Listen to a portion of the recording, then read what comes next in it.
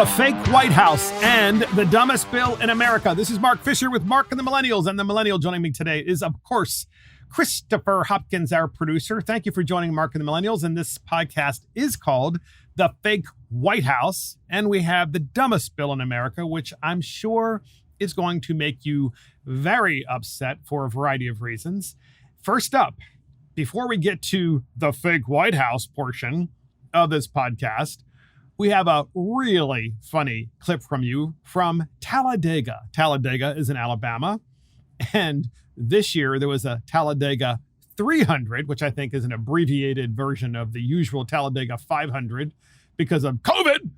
And Brandon Brown wins Talladega. First time Brandon Brown has won.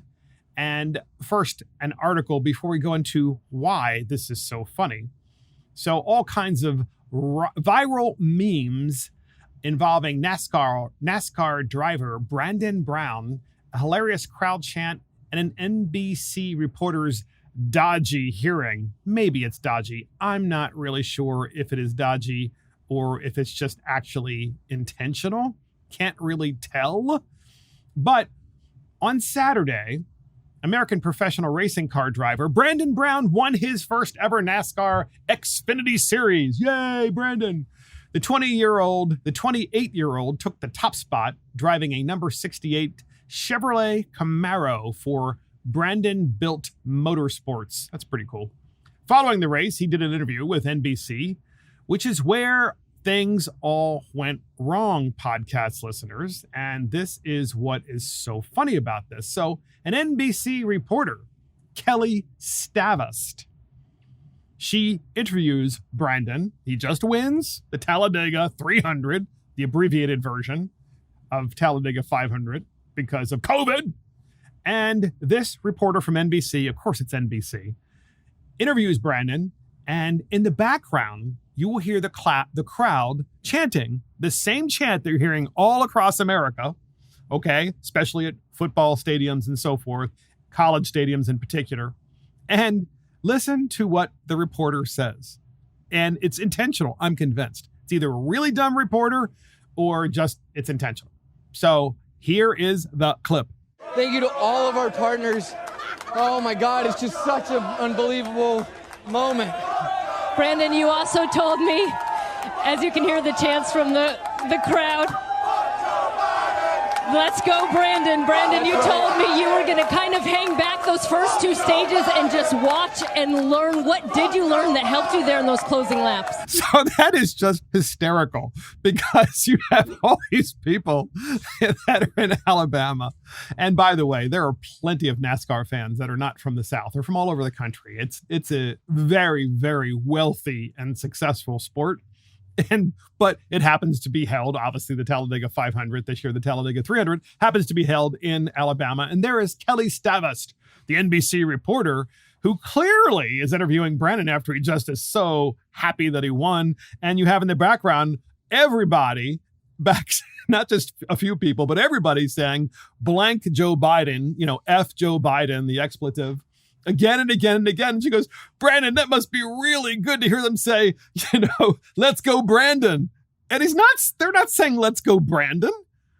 They're saying, F Joe Biden. And that's the classic NBC, of course, reporter.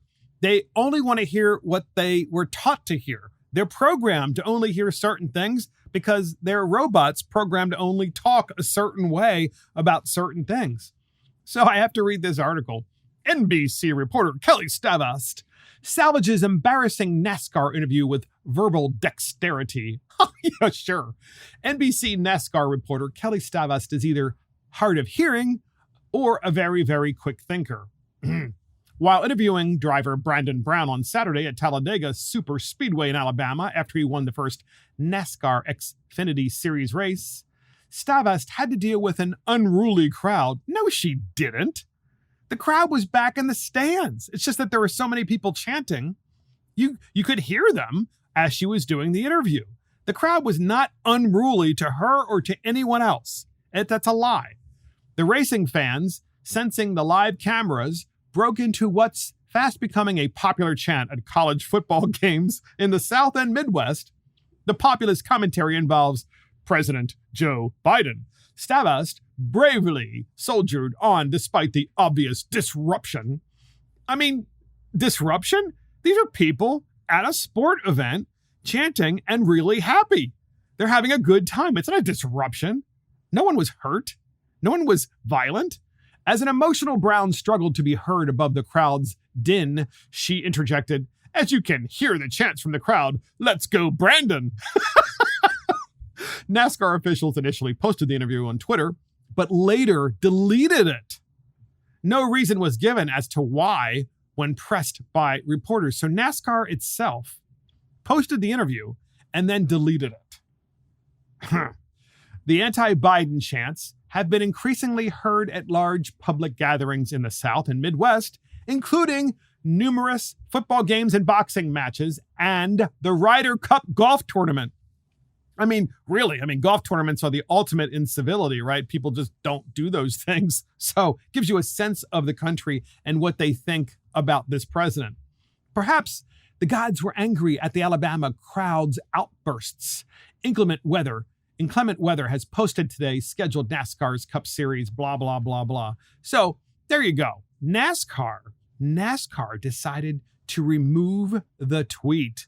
And I'm sure they did it because NBC News probably said, look, that makes us look really stupid because NBC News is really stupid. They're completely corrupt. And also NBC News probably was like, well, we don't really want that out there because we don't want people really to know what America really thinks about Joe Biden. That would really be bad. I mean, we just can't do that. I mean, it just shouldn't be allowed.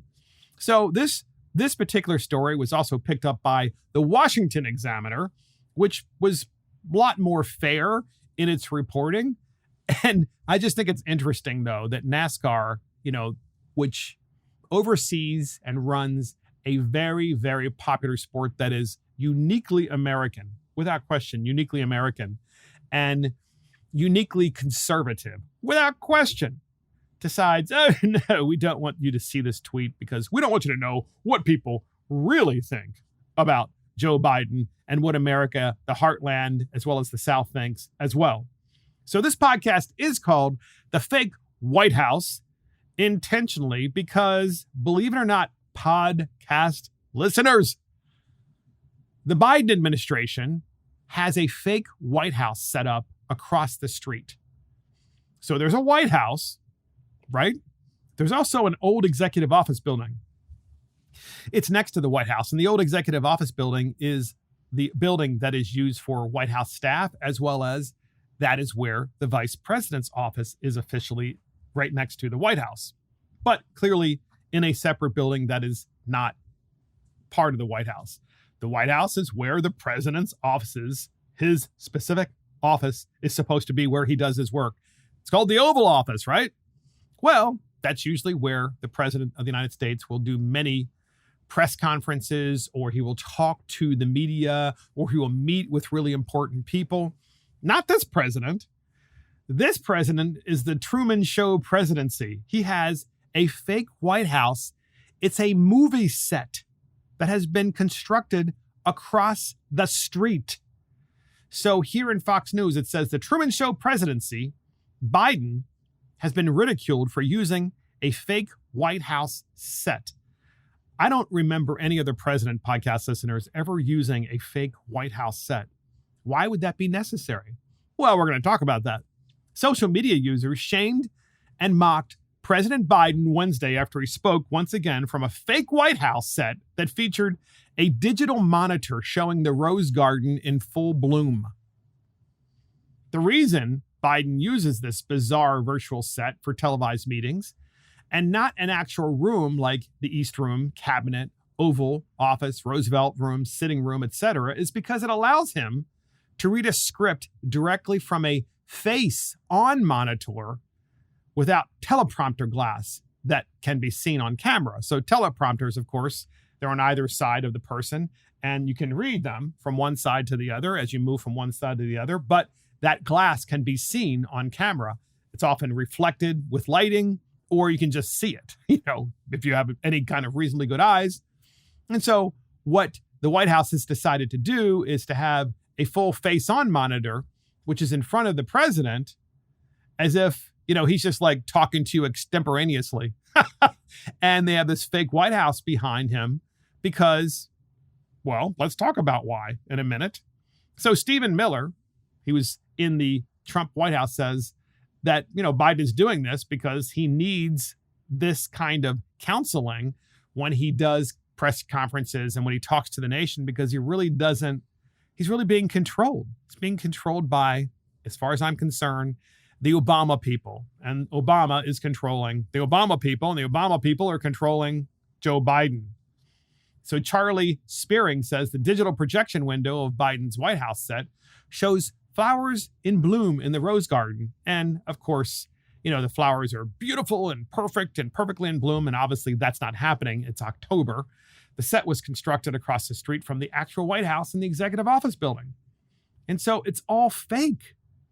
So we have fake news. We have a fake White House, probably a fake president who's really not in charge, who's a puppet. So the video set, which was constructed across the White House in the South Court Auditorium in the Eisenhower Executive Office building, is used by Biden for video conferences and events broadcast online featuring professional monitors and lighting. It is the same set Biden used to show himself receiving a third dose of the Pfizer BioNTech COVID-19 vaccine.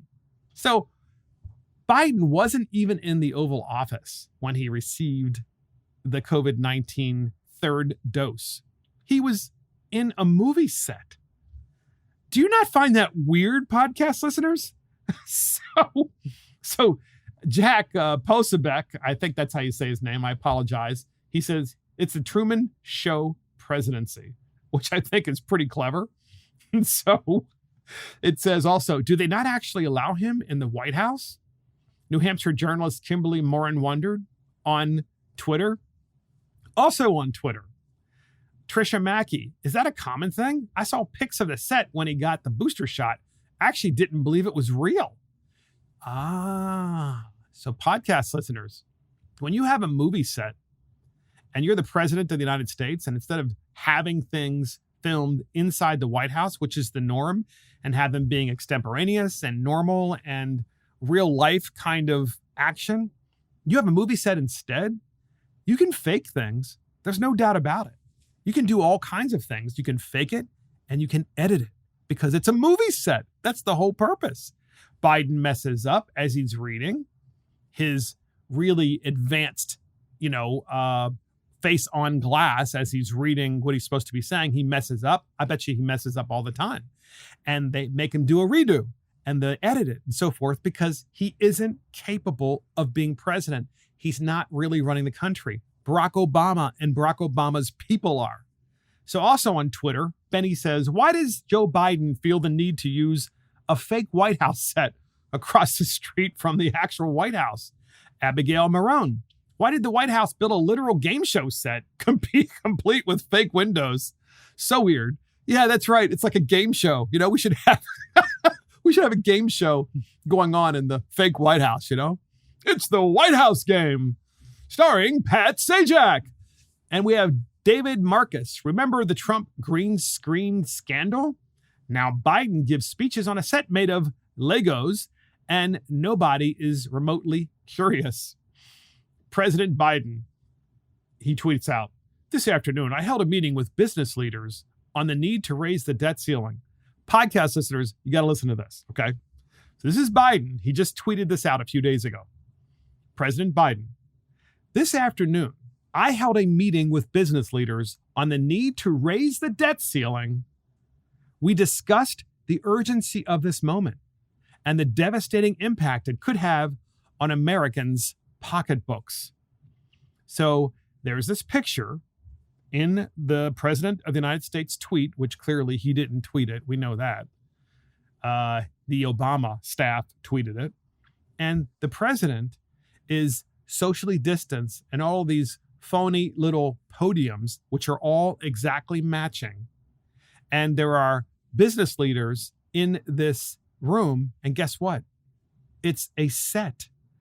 It's the fake White House set, but rearranged to look like it's, like this official business meeting that Biden is out somewhere meeting people who are really important. It looks super official, but at the same time, very phony and Hollywood and organized. And so not only is that phony, but also Biden himself isn't doing the tweeting. I mean, let's face it, podcast listeners, when Trump was tweeting, you knew Trump was tweeting. He misspelled words all the time. It was very emotional. It was all times, day and night. And it was Trump talking directly to the American people, to his supporters, and as well as to his detractors. And at least you knew it was real. At least you knew it was a human being. This isn't a human being. This is a phony presidency. Who is running this guy? It's Barack Obama. It's Barack Obama. So in the New York Post, Biden has been mocked for Truman Show presidency over fake White House set. President Biden is being widely mocked on social media for running a Truman Show presidency after he was pictured speaking from a fake White House set that features a digital view of the Rose Garden in full bloom from a fake window behind him. Some ridiculed Biden for using a literal game show set as president, while others accused him of deliberately trying to deceive Americans into thinking he was really in the White House. And I think that's my issue. My issue is you either are the president of the United States and you operate out of the White House, or you don't. And if you need a Hollywood set, then that means someone else is in charge. Someone else is calling the shots. There is a producer, right? If you have a set and you're trying to create a show, you need a producer. The producer is in charge. And the producer directs the writers. And the writers do what the producer wants, and then the producer produces everything. Who is the producer of the Biden-Truman Show? Barack Obama. Quote, the reason Biden uses his bizarre virtual set for televised meetings and not an actual room like East Room, Cabinet Room, Oval Office, and Roosevelt Room is because it allows him to read a script directly from a face-on monitor, as we said before. So that article goes on in the New York Post. It's really fascinating. It is worth reading, podcast listeners, because don't think for 1 minute that this is just a president or a politician being phony and needing a set, a fake set. There's a lot more going on here. We have someone who's completely impaired and ought not be president of the United States because he's not capable of doing it, and now has people handling him and controlling everything he says and then editing what he says to make it sound like he's actually in command and that he really is the commander in chief. So who actually is then in the White House? I'm just curious. Who actually is the president and running the country? Since we have a fake White House and we have a real White House, and Biden doesn't spend any time in the real White House, in the Oval Office running the country, he's in the fake White House. We, the people, should be asking this question. And this, to me, is all tied into, as far as I'm concerned, the 2020 election. It really freaks me out that there are people that orchestrated the 2020 election to put in what I believe to be a puppet. This guy is a puppet. That is why it's the only explanation, podcast listeners, for having a fake set of the White House. This gentleman is a puppet while the people in the White House are running the country. And by people, we're talking about the most progressive, the most socialist wing of the Democrat Party. These are dangerous people. These are Obamaites. So next up, podcast listeners, the IRS wants access to your bank account. We've talked about this before, okay? But what's a little different is the Wall Street Journal editorial board wrote about this, and I think it's really kind of interesting what they decided to write about. It says, on your next trip to the ATM, imagine that Uncle Sam is looking over your shoulder as if your annual tax filing wasn't invasive enough.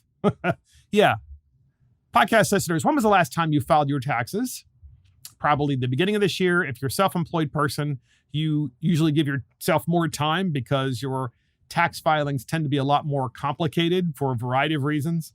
But the point is, you file your taxes, and then when you finish, correct me if I'm wrong, don't you feel like someone just literally made you take your clothes off right in front of them and then put them back on? I mean, you feel completely vulnerable and naked in front of the government. You're like, who do you think you are asking me to do this? Why don't you just charge me a flat tax so that I don't have to go and tell you what I have, where it is, what I'm spending my money on, and everything else under the sun that you want to know about me? Why don't you just charge me a flat tax and we'll be done with it?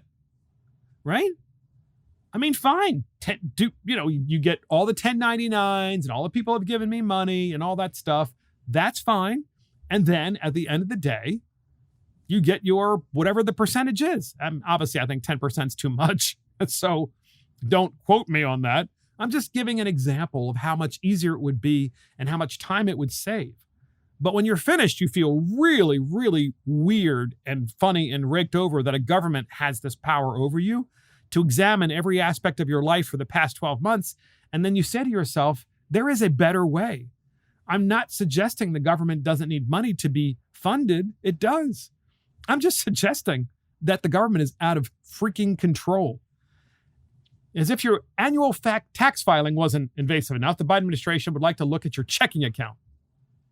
Charles Rettig, Commissioner of the Internal Revenue Service, wants banks to report annual cash flows for ordinary account holders. Treasury Secretary Janet Yellen is promoting the plan, and the House Ways and Means Committee is debating whether to include this mandate in the Democrats' $3.5 trillion bill. Well, it's in there now. This provision is in the bill. Question is, will it continue to be in the bill when it actually is voted upon? Miss Yellen says the reporting will help to catch wealthy tax dodgers. So listen to this. Yellen says we have to do this to catch wealthy tax dodgers, right?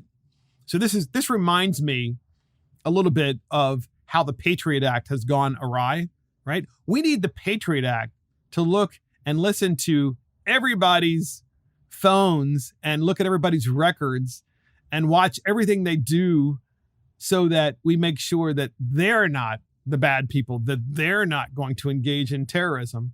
So you give up all of your liberty for very, very little security. And now Yellen's saying, well, in order to get the bad people who don't pay their taxes, we're going to rake over the coals the good people who do pay their taxes.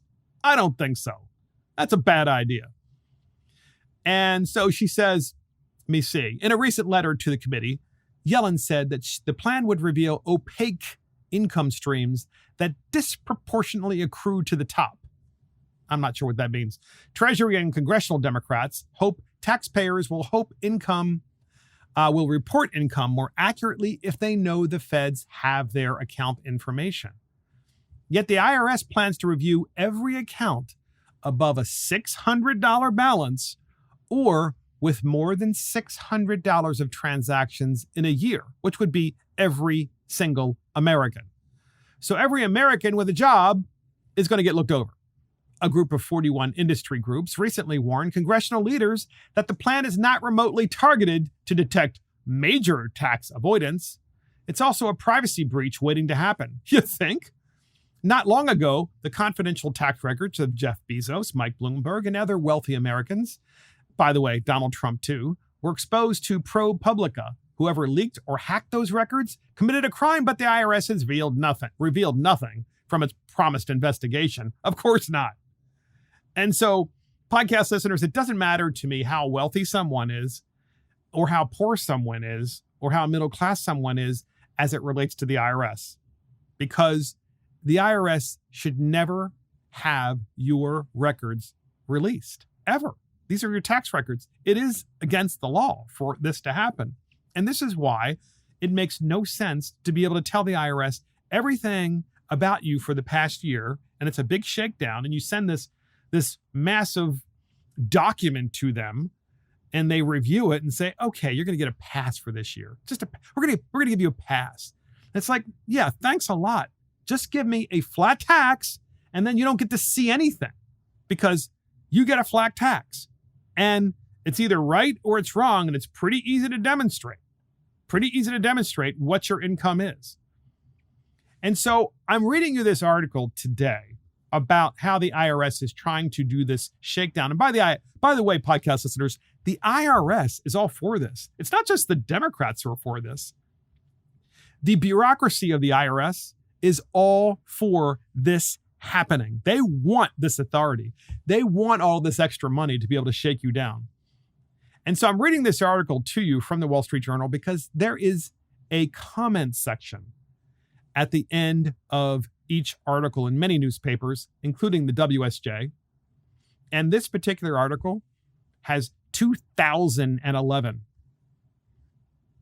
comments. 2011. Most articles, when you read them, whether it's Wall Street Journal or any other publication, Los Angeles Times, so forth, Washington Post, maybe 50 to 200. This has 2,000 plus and counting. So Kenneth McLennan says in his comment below the article, liberals and people that voted Democrat, is this the America you wanted?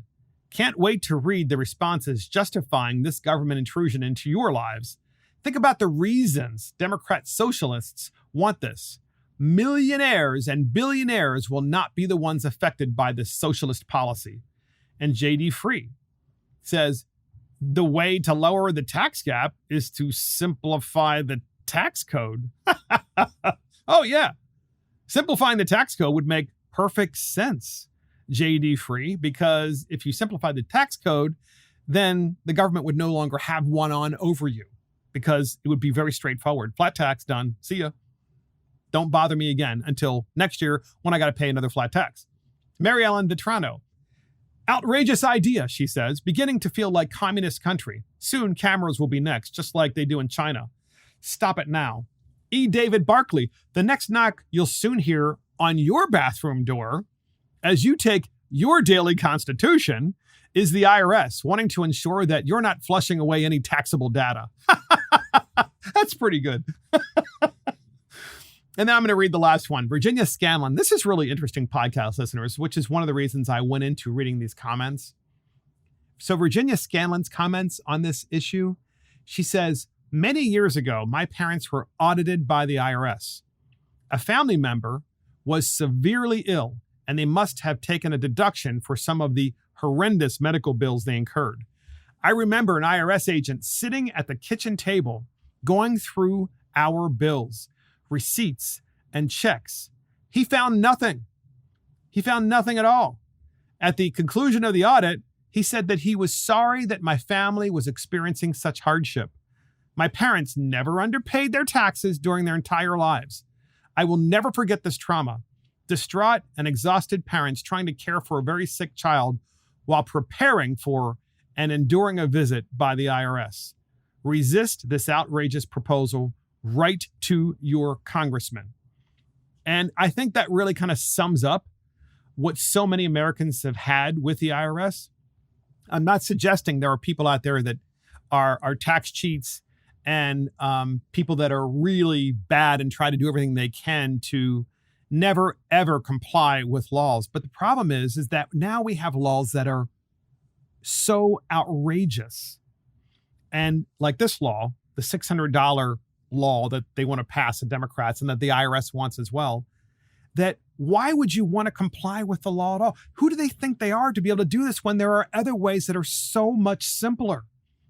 And why, podcast listeners, why won't we ask the Democrat Party to explain why they don't want to simplify the laws, to have government less in our lives? Government does have the right to be funded, but in a way that doesn't intrude upon us at all.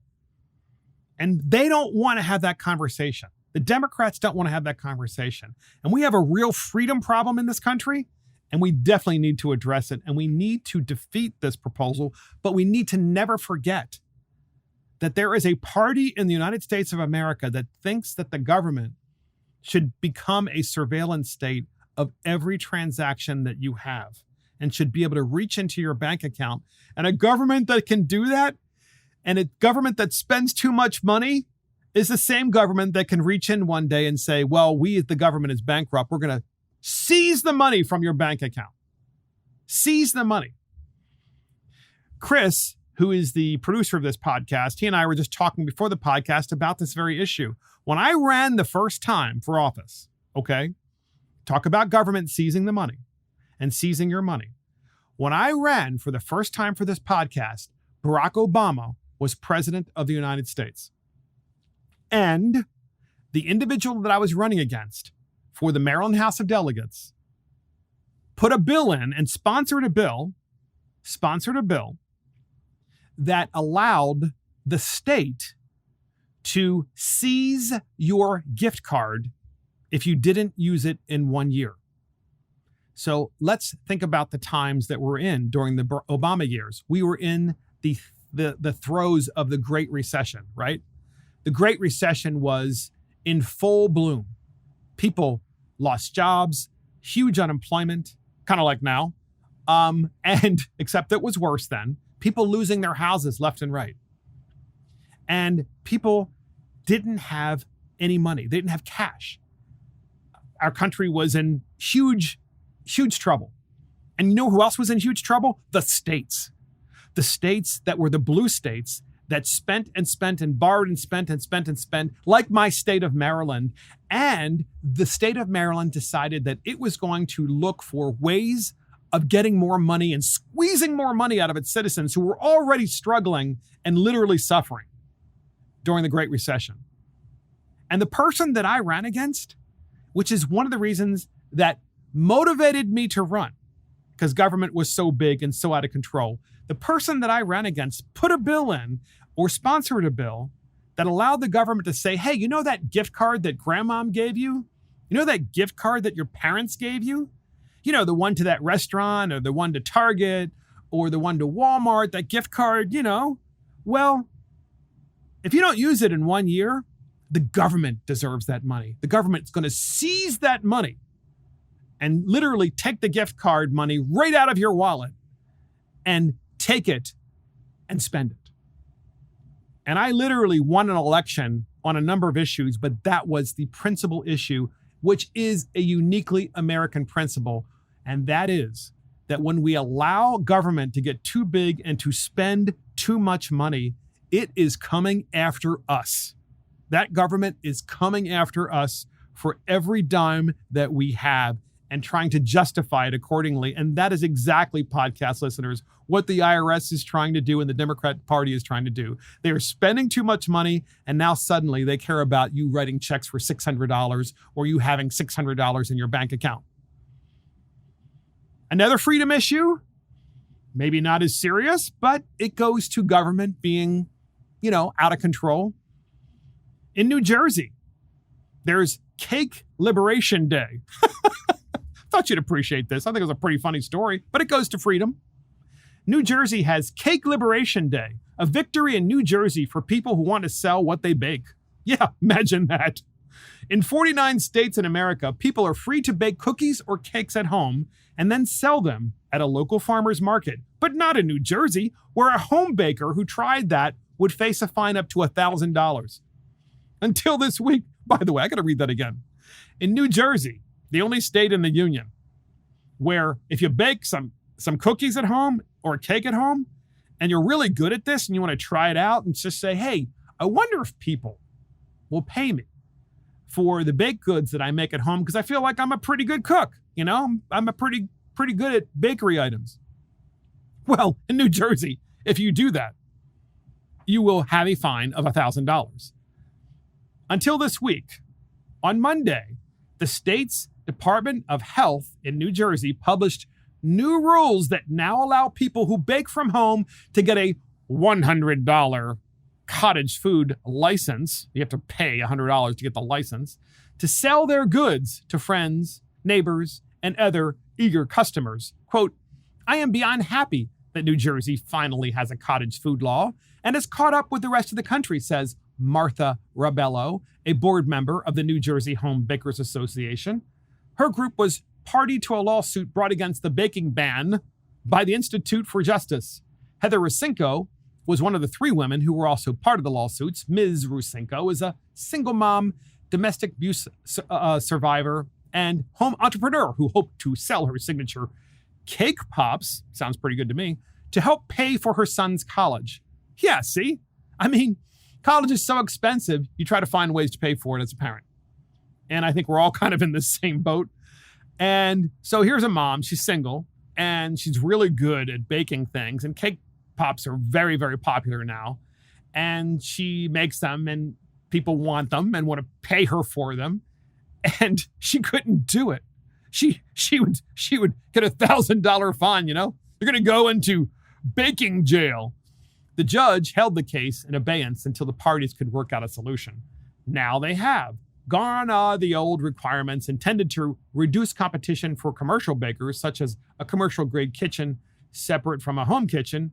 Quote, New Jersey's ban on making money from home-baked goods was irrational from the start, says Rob Piccola, the lawyer who litigated the case.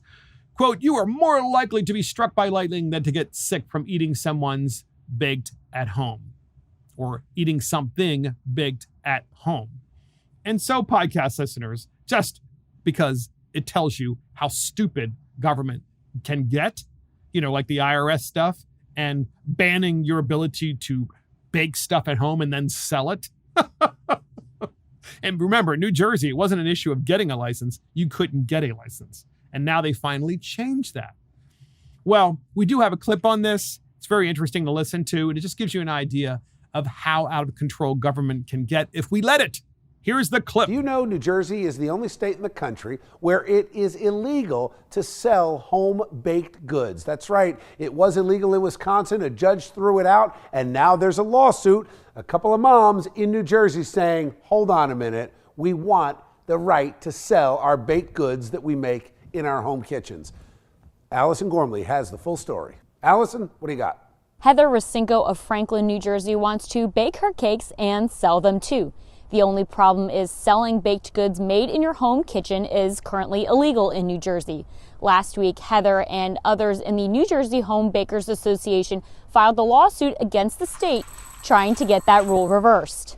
Right now, I'm a single mom raising a son. I work full time, and I really need the extra income, and I have a talent that I just can't use to my benefit right now. Right now, New Jersey is the only state in the country that doesn't allow home baking businesses. Yes, so there you have the clip from the news media, and that was actually from a couple of years ago. But the bill was just put in New Jersey and finally just passed so that in New Jersey, after all these years of being in baking jail, anyone, whoever it is who likes to bake at home and then share their baked goods with others who may want to pay for them can indeed do so. They just have to pay a $100 cottage license in New Jersey because, you need a license to bake things in your own house. But at least finally, you're able to do it. At least finally can do that and actually make some money from your talent. So good for you, New Jersey, for finally, and by the way, New Jersey didn't do this willingly. This is because people kept coming back to the politicians and saying, enough already. This is really stupid. The other 49 states allow it. What is the big deal? Please tell us what the issues are. And they worked it out. So good job. So next up, podcast listeners, we have the daily Biden dumpster fire.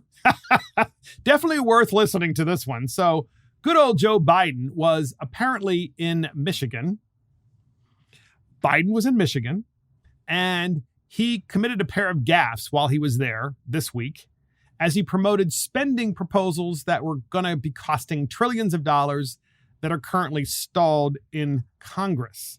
So Biden is threatening to increase the size and scope of government through more reckless squandering of taxpayer money. In addition to his $1.2 trillion infrastructure bill, the gaffe-prone president has proposed a 10-year, $3.5 trillion package that would hand out free community college, expand Medicare, and offer free childcare. And while supposedly fighting climate change and satisfying a wish of all of the other progressive priorities.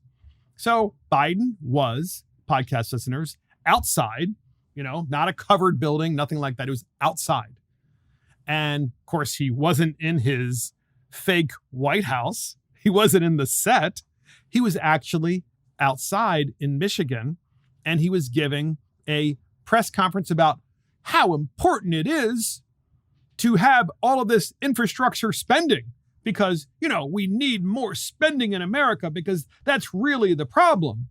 And so the issue here, if you listen closely, isn't necessarily about the numbers that Biden is using, but it shows you, if you listen closely, remember, he's outside.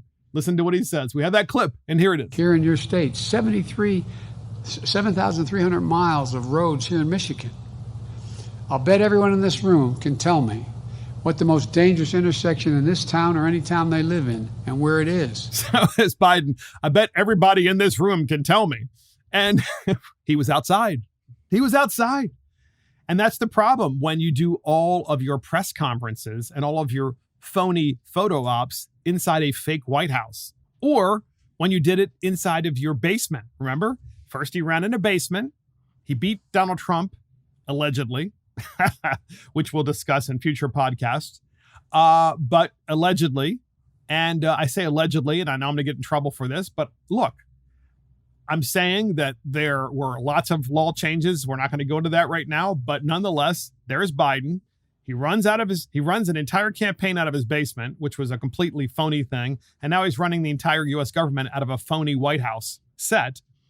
And we now know why. One of the reasons that is the case, because he goes to Michigan and he gives a press conference and he's trying to push and gain support for this infrastructure bill and all of the other spending that he wants to do. And what ends up happening is he makes a major gaffe. He thinks he's inside, but he's really not. He's actually outside. And Babylon Bee, gosh, I gotta love the Babylon Bee. So the Babylon Bee decides to make fun of Biden. And it says, and here's the title. Of course, Babylon Bee, for those that who don't know, is a satirical newspaper that makes fun of politicians, generally speaking. And of course, good old Joe Biden is the gift that keeps on giving. So here is Biden, and it says in the Babylon Bee, Biden follows Congresswoman into bathroom to negotiate infrastructure bill. So it says, Joe Biden follows Congresswoman into bathroom. And of course, it's a take on the Kirsten Sinema issue where those nutty people followed her into the bathroom. It says, Washington, D.C., with his Build Back Better agenda in jeopardy, President Biden has begun following various congresswomen into the restroom to negotiate the bill. Quote, this is all just part of the process, folks. It happens to everybody, he said as he followed Senator Lisa Murkowski into the restroom with a cell phone camera. This is how we conduct negotiations around here, Jack. Every woman knows that me personally has had a guy follow them into the restroom, he continued. Every single one. But hey, that's why I always like to hang out by the locker rooms. A great place to meet the ladies. And then you get close enough to smell some hair, show the leg hair. It's all part of politics. Hey, look there at that little one, that girl in the front row. Hey, cutie, how old are you and your pigtails? Biden asked as the girl ran screaming. According to sources, Biden is also following men into the restroom, giving them a choice to either vote for his bill or get a chain wrapped around their heads. While some liberals did express a bit of discomfort with filming women as they used the restroom, most felt Senator Sinema really had brought this on herself.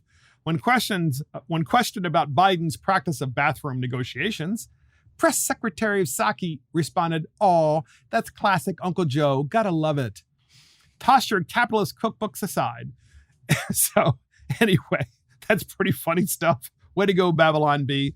They never, ever, ever, ever disappoint. And so I gotta love that. And that's the daily Biden dumpster fire. So next up, podcast listeners, it's not just Bill Gates who's buying U.S. farmland. This is a big issue, podcast listeners. We kind of briefly have talked about Bill Gates in the past, who is buying thousands and thousands and thousands of acres of farmland across America in all different kinds of states. And it does have to make you wonder why Bill Gates is doing that. What is the purpose? Is it really just an investment? Is he trying to test some things? What is he involved in? Who's paying him to do this? Is he receiving government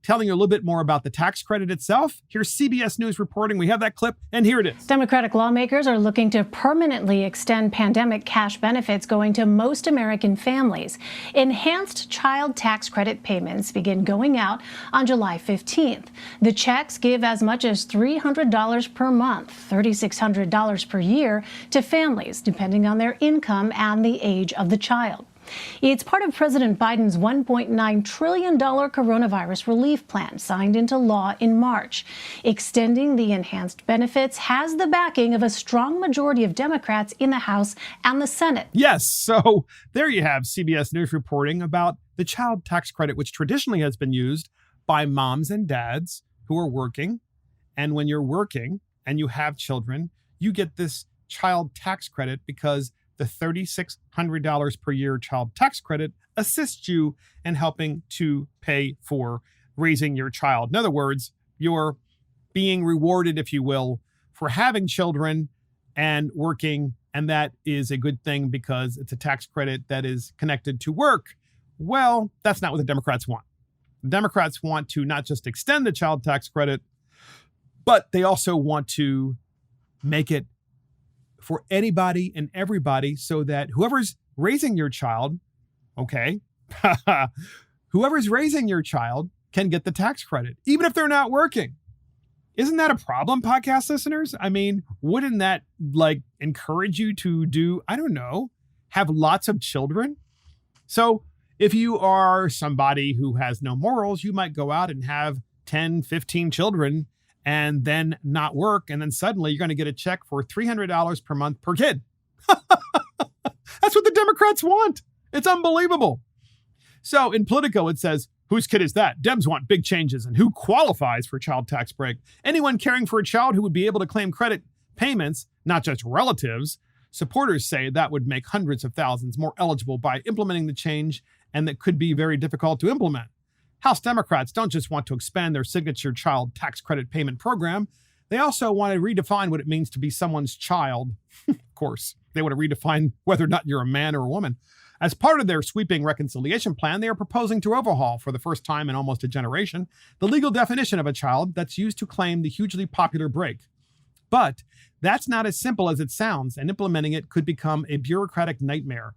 Lawmakers want to make the definition more expansive so that people and more people can claim the benefit worth $3,600 per child per year.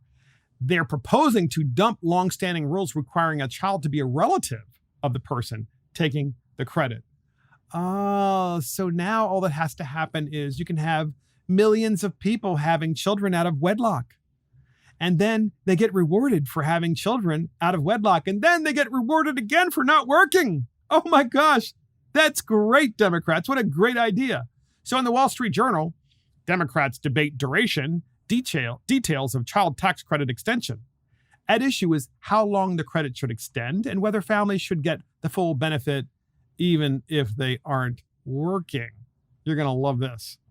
Key details of the expanded child tax credit are up for grabs during congressional negotiations as Democrats debate how long an extension they should pass and whether millions of very low income families should get the full benefit. The popular policy is in no danger of failing completely out of the party's broader social spending legislation, even as congressional leaders shrink their aims to fit moderate lawmakers' demands for a bill smaller than $3.5 trillion, measures many Democrats have been seeking. But the credit is likely to change from the expansive versions advocated by House members and the Biden administration, with potential efforts on poor families and wealthier ones. In particular, podcast listeners, Senator Joe Manchin's insistence on a work requirement for the credit is complicating the discussions. So Senator Joe Manchin, Democrat from West Virginia, is saying, look, there are lots of issues maybe with the child tax credit, and we can have those discussions. We can talk about how much, how long it should last, and so forth. But he's like, shouldn't we have a conversation about there should be a work requirement? Because why would you get paid for not working and then having as many kids as you want, and then you get paid for each kid that you have, but you're not working? Makes no sense. Senate Democrat aides said that Manchin is indeed working on this issue. In the evenly divided Senate, Democrats need Mr. Manchin's vote to extend the credit and advance the rest of their fiscal policy agenda, including Medicare expansion, tax increases, and a national paid leave program. He has shown his willingness to use that leverage before. So, what's wrong with this picture, podcast listeners? The Democrats want to extend the tax credit for children, and they want it to be permanent. And they don't want you to have to work, and they want to redefine the word child so that way anybody can claim it and just say, oh, well, that's my child. I'll just claim that, that kid. And then at the same time, in this same bill, the Democrats want to provide other cradle-to-grave services that are social services, such as they want to provide free child care. Think about this. Free child care. In other words, you're going to go to work, or maybe not even go to work, and someone else watches your child, like a daycare situation. The Democrats want to pay for that for you. So they want to pay you for not working. They want to pay for someone else to raise your child. And then they think that that's going to be okay and nothing's going to go wrong. The West Virginia Democrat has raised concerns that no strings attached benefits fuels opioid use. Yeah, especially in West Virginia. According to people familiar with his views, actually it's everywhere, some of other Democrats and outside advocates have argued that the payments help prevent opioid use in hopes of changing his mind on work requirements. West Virginia has the highest rate of opioid-related overdoses in the country, according to government data. Don't you think if we're going to help the children, that the people should make some effort, he said on CNN earlier this month? Until this year, the credit phased in with income, so the full amount didn't go to millions of very low-income households. And so the article continues, and as you can imagine, the Democrats are not just happy with extending and massively expanding free stuff for people. They don't want there to be any skin in the game. There's no skin in the game when they redefine the word child, because they're saying anyone can get the credit, which means you get a check for $300 a month. And it doesn't matter whether you're a good father. It doesn't matter whether or not you're paying child support. That's not even part of this. And it should be.